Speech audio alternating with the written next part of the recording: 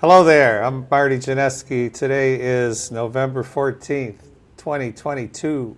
And with my good friend Ken Brown, we're your host of the Local Sports Wrap-Up. Been a week. How was your week, sir? Phenomenal. Great week. Great week for sports. Michigan's 10-0, right? Yeah, number 3 in the country. Yeah, Lions win 2 in a row. Oh, man. How did it freeze over? Yeah. I think so. It's a great sports time in Michigan. Yeah, Red Wings are playing well. Pistons have 3 victories. I don't know what their line was for the season. You remember?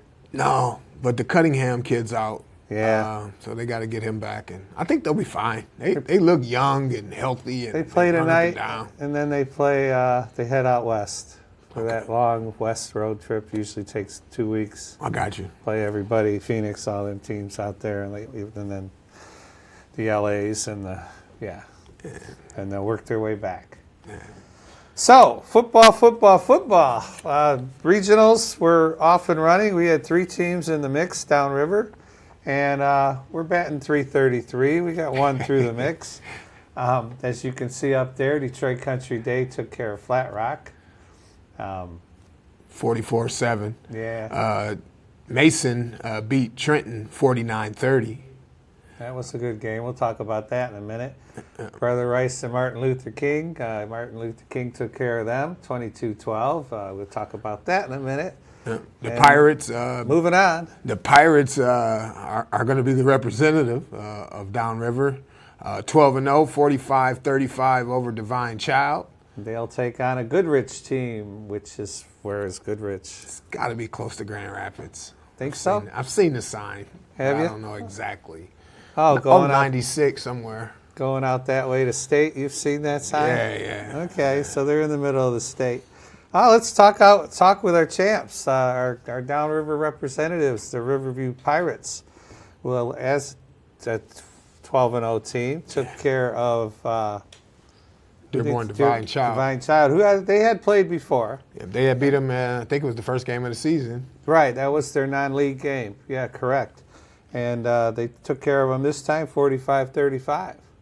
Very nice, very nice. Yeah, the Pirates definitely look solid. Running game was run amok. What's the guy's name? Shank? Jacob Shank. Jacob Shank. 5 touchdowns. 5 touchdowns. Man, is it because they just call his number, or because when he got it, he's just the monster?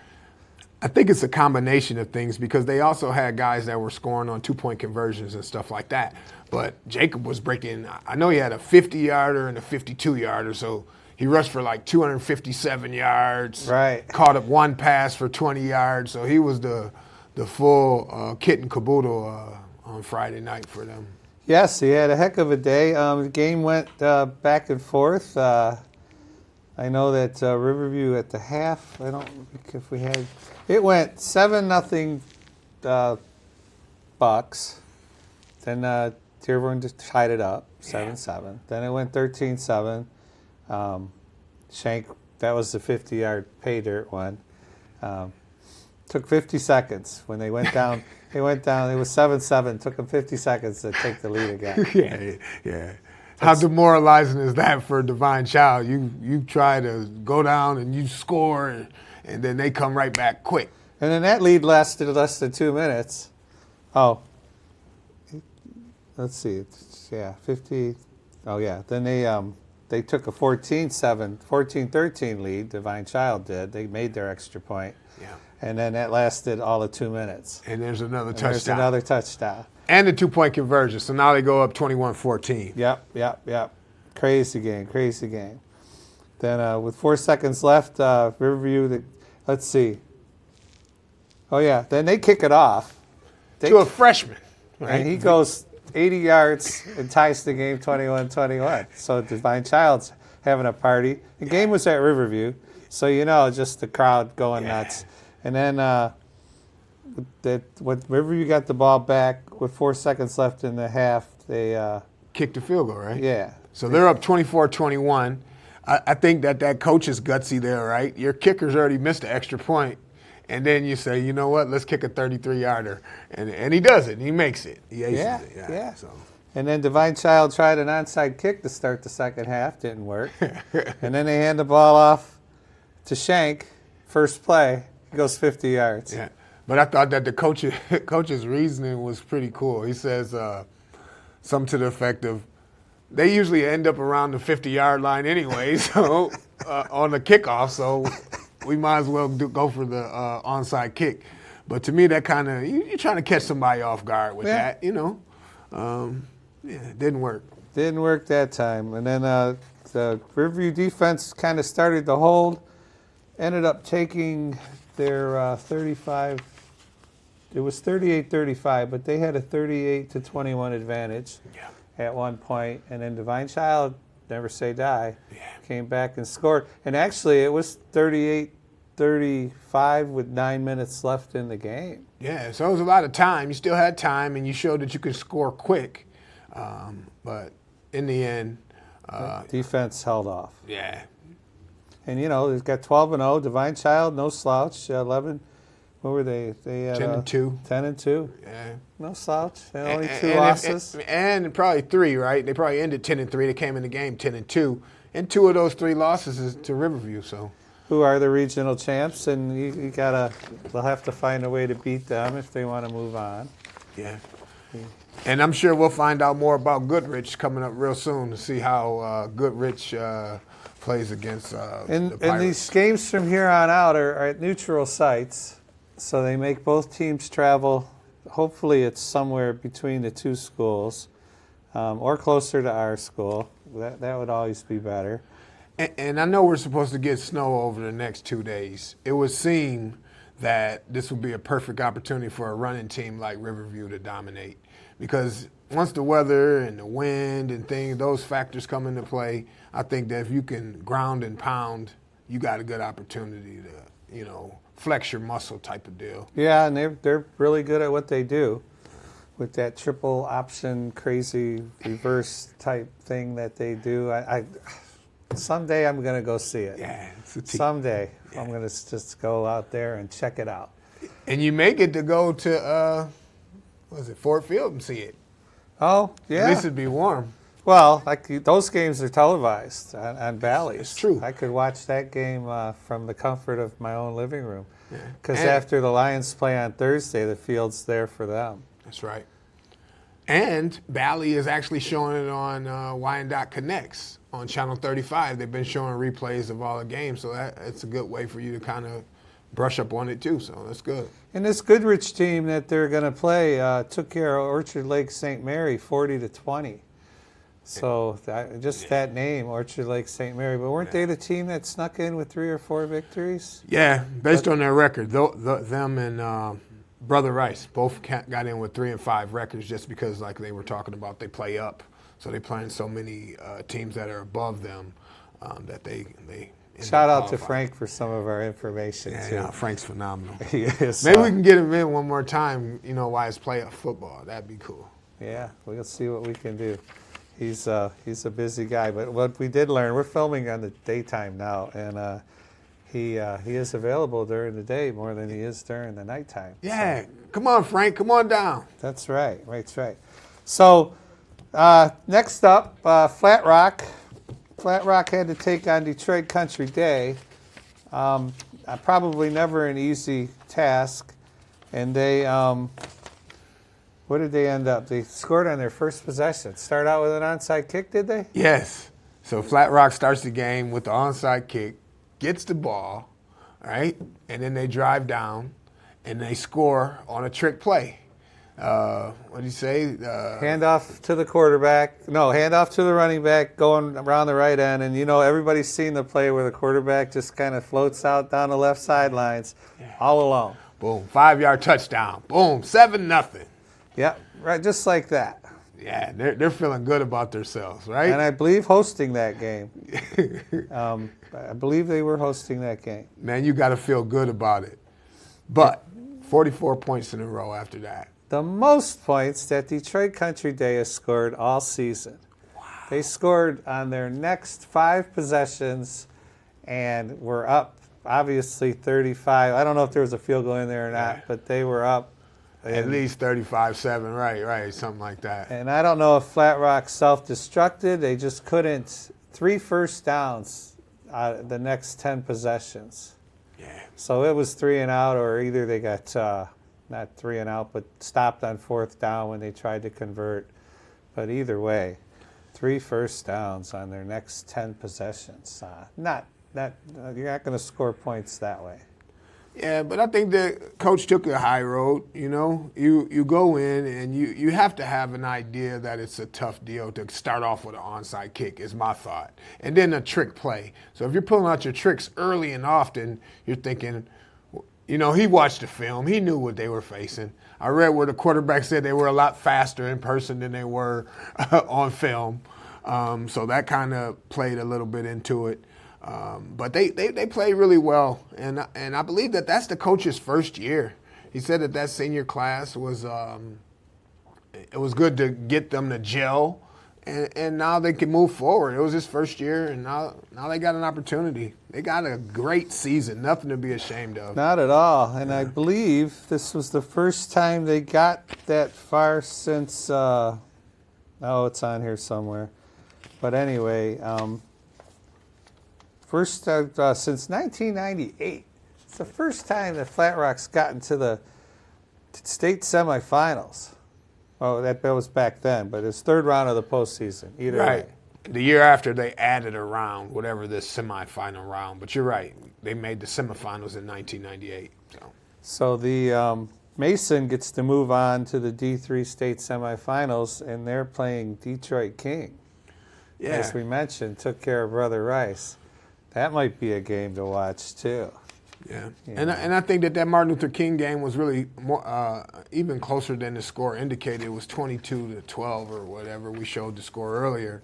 But when you were reading it, it talked about how King came back and scored twice in the 4th quarter. They were down 12-6 or something like that going into that last. And they shut down that quarterback that's actually going to Oregon. He was 50 yards passing, 50 yards rushing. But the tailback ended up having 113 yards or something like that. So that'll be a good game. That's a mistake on my Flat Rock thing, though, because what I read was for the Trenton team, which we'll get to next. But, yeah, Flat Rock, more power to them. Mason and King, that might be a good one. They played last year. Oh, did they? Mason and King, and Martin Luther King was the state champ, so they won. But it was a good game last year. I think Mason kind of, beat up on Flat Rock a little bit, but Trenton. I'm sorry, but Trenton scored 30 points. Yes, that's where we're headed next. Trenton had a 24-21 lead too, I believe, at the half. At the half, yeah. Kicked the field goal to go in, up 3. You got to be feeling good about yourself. They unfortunately they went down 49-30.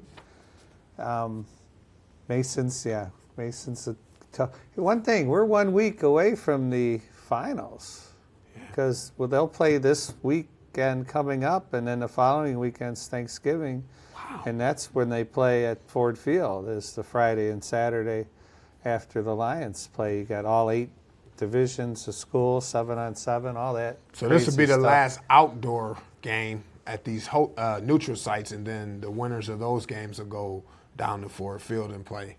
That'll be fun. Yeah. Anyway, Trenton was 10-2. Mason improved to 12-0.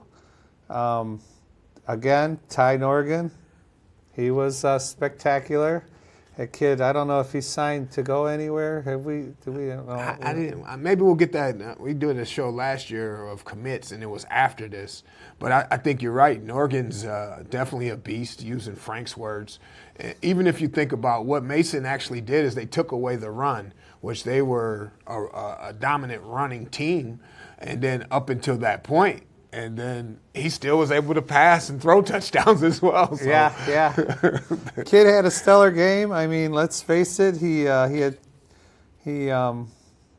see. His teammate Toth had 3 touchdown grabs. He intercepted a pass, returned to. Oh, that was. Norgan. Yeah, he turned to Norgan. Yeah. My bad. No, he threw the passes to Toth. Yeah, You're right. Yeah. But he also had a pick. Toth had a pick. He played a solid game, man. He was he had 3 interceptions the week before against Gibraltar, and then he had a pick, and he returned a fumble for a touchdown, and he punched the ball for the team. Yeah. So he's no slouch either. Yeah, he's like Newt Rockney all over, right? Yeah.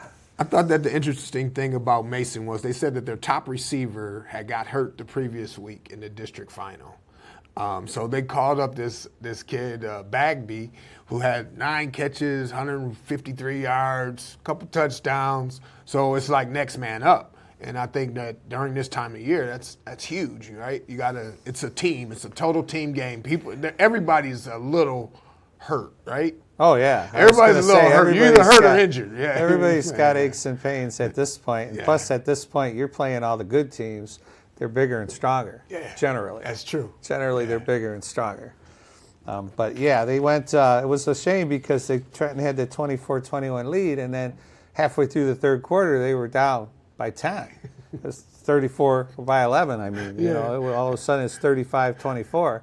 Right, Yeah, blink of an eye. Yeah. Right. And then it was 42-24, and then they ended up getting one more score. Yeah. I believe. Yeah, they did. They ended 49-30, so they ended up getting 8 more points, and then Mason closed it out with another touchdown. Yeah. But overall, good showing for Trenton, and just think about where they've gone from 2 years ago to now with their new coach, and it was again their first appearance in the third round of the playoffs since 1998. Okay, that's 24 years. Yeah. Last time I did the math. No, you're right. That's the year I got married. I can't forget it. Yeah, 24 years. Yeah. So Mason goes to King. Great game that's gonna be, I do believe. And you were talking about the King Brother Rice game, how they had a backup guy in there. And yeah, the Brother Rice quarterback, he had rushed for like 50-something yards in the first half and got a big first down, but then he got hurt. And then the backup came in. And he seemed serviceable to the point, but in the end, he couldn't.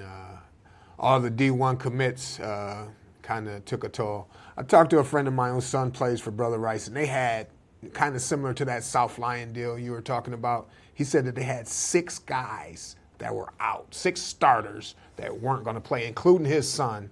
And now I read that one of the commits to Maryland came back, and played this game, and he scored a touchdown.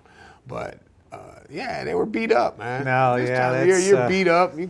Shoulder harnesses. What did Jeff say last year's playoff run? They had 8 guys in shoulder harnesses. I mean, that's, ouch. Yeah, it's tough. That's tough. You're playing those big boys, too, and the front lines average at 240 for a high school team. You're going to be in trouble. But good luck, Riverview.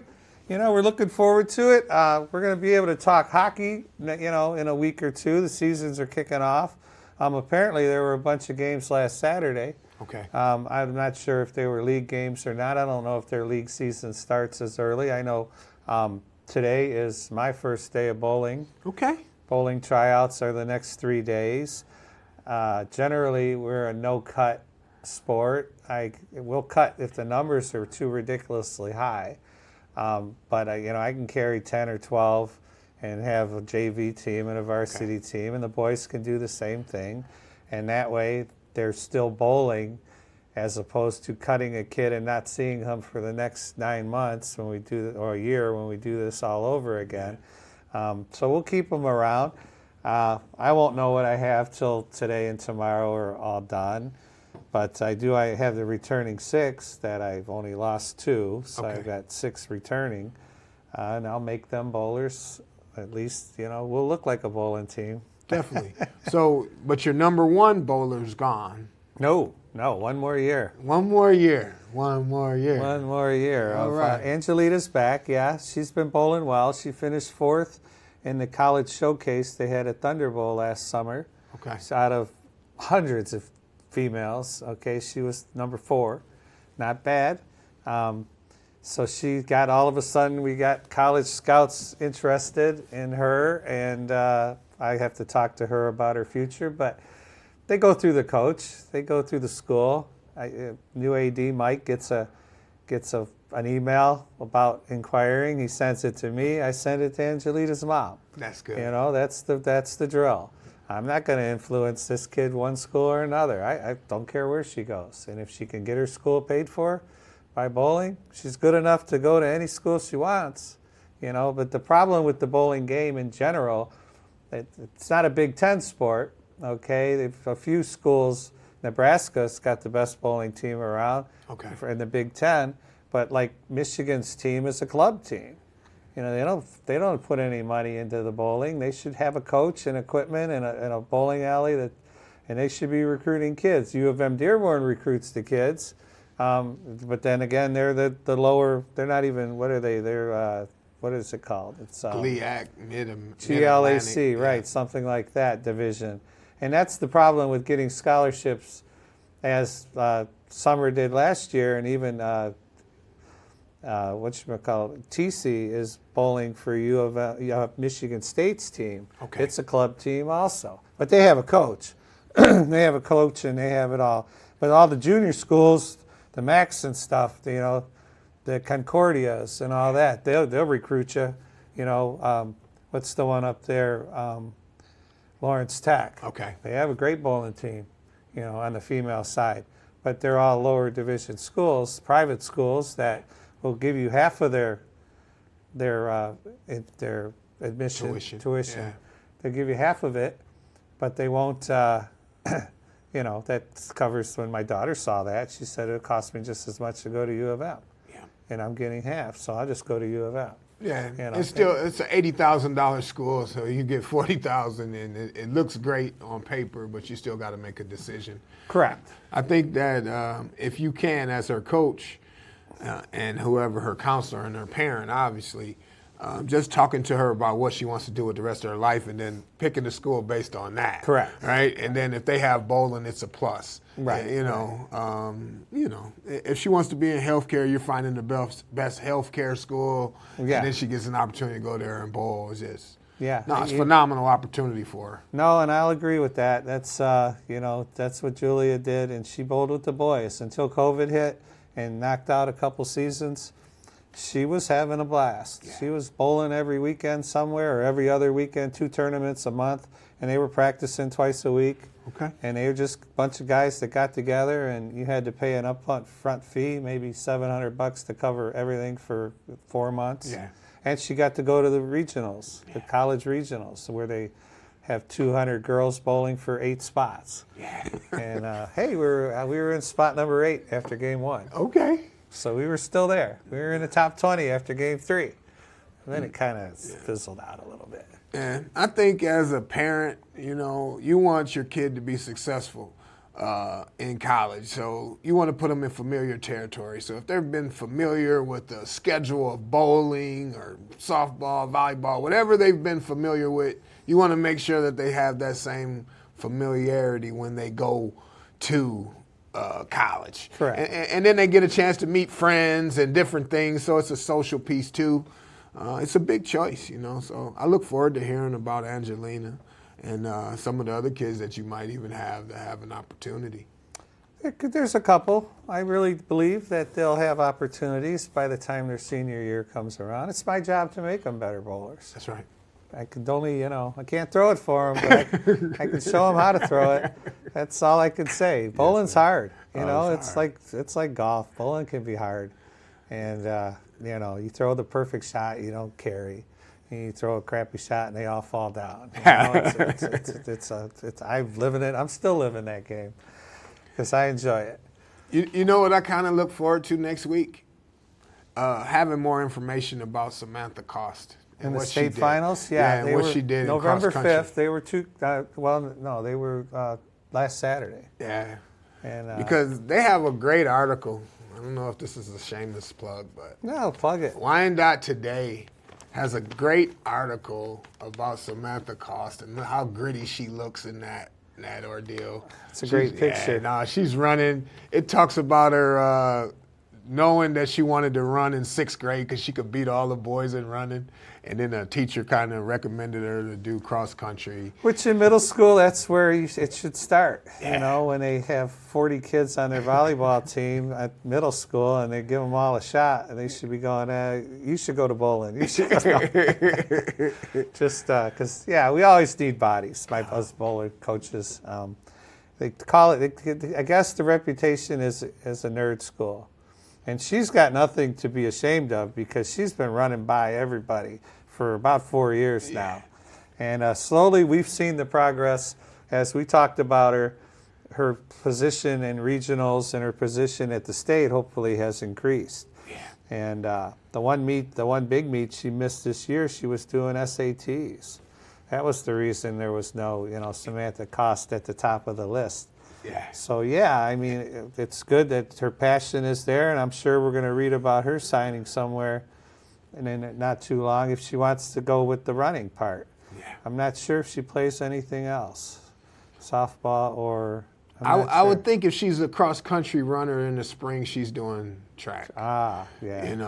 And the other one, the Wyandotte kid that's got an opportunity, and I can't wait to see how he did, is Mike McCooch. Yeah. Michael McCooch has been doing the same thing for about 4 years. And we know he comes from good stock. His mom played basketball at U of M. Oh, okay. Carol McCooch. And she was really good. You know what I mean? So hopefully Michael did well in states as well. So we look forward to seeing how those Bears did over the last couple weeks.